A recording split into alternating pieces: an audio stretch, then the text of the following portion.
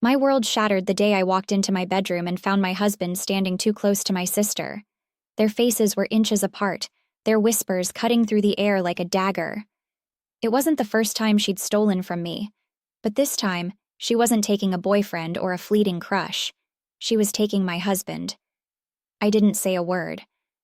My heart was racing, my palms sweating as I stood frozen in the doorway.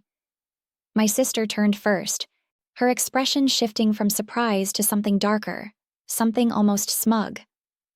My husband followed, his face a mask of guilt and fear. "We can explain," he stammered, but the words sounded hollow even as he said them. Explain? How could they explain this? This wasn't some misunderstanding or accident. This was betrayal, plain and simple.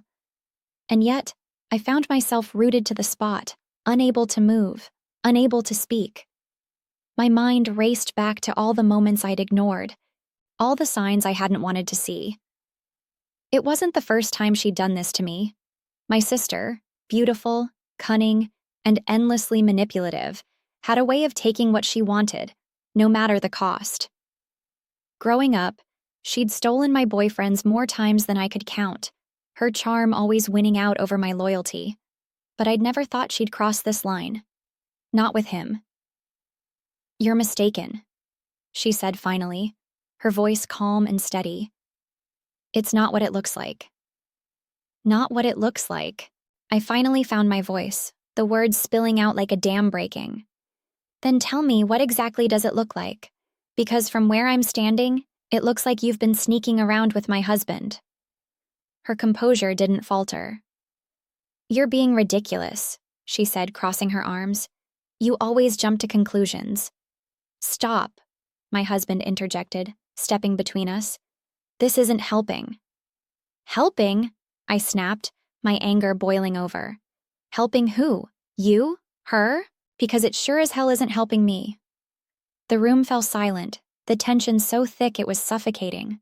I could feel the weight of their stares, the unspoken words hanging in the air. And then finally, my sister spoke.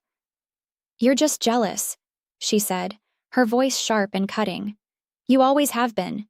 You can't stand it when someone else gets attention." Her words hit me like a slap. Jealous? Of her? My mind flashed back to all the times I'd stood in her shadow, always second best, always the one left behind. But this wasn't about jealousy. This was about betrayal. This was about trust. "You've crossed the line," I said, my voice trembling with anger. "And this time, I'm not going to let you get away with it." My husband reached for me, his hand brushing against my arm. "Please," he said softly. "Let's just talk about this." But I pulled away.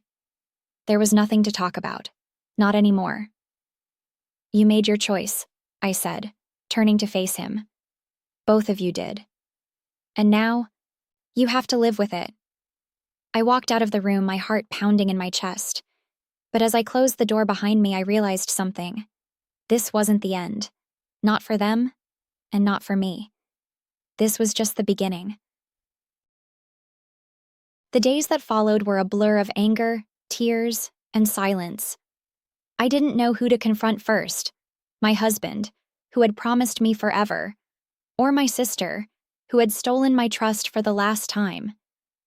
Each time I closed my eyes, I saw them together, their betrayal playing on an endless loop in my mind. And then came the text. A single message from my sister. "We need to talk." The audacity of it made my blood boil. Did she think a conversation could fix this? Did she think she could charm her way out of the mess she'd made, just like she always did? Against my better judgment, I agreed to meet her. Not because I wanted to hear her excuses, but because I needed to see the look on her face when I told her exactly what I thought of her. We met at a cafe, the kind of place we used to go together when we were still close, back before everything fell apart. She was already there when I arrived, sitting at a table by the window. Her expression was unreadable, but there was a tension in her posture that told me she wasn't as calm as she wanted me to believe. I sat down across from her, my arms crossed, my gaze steady.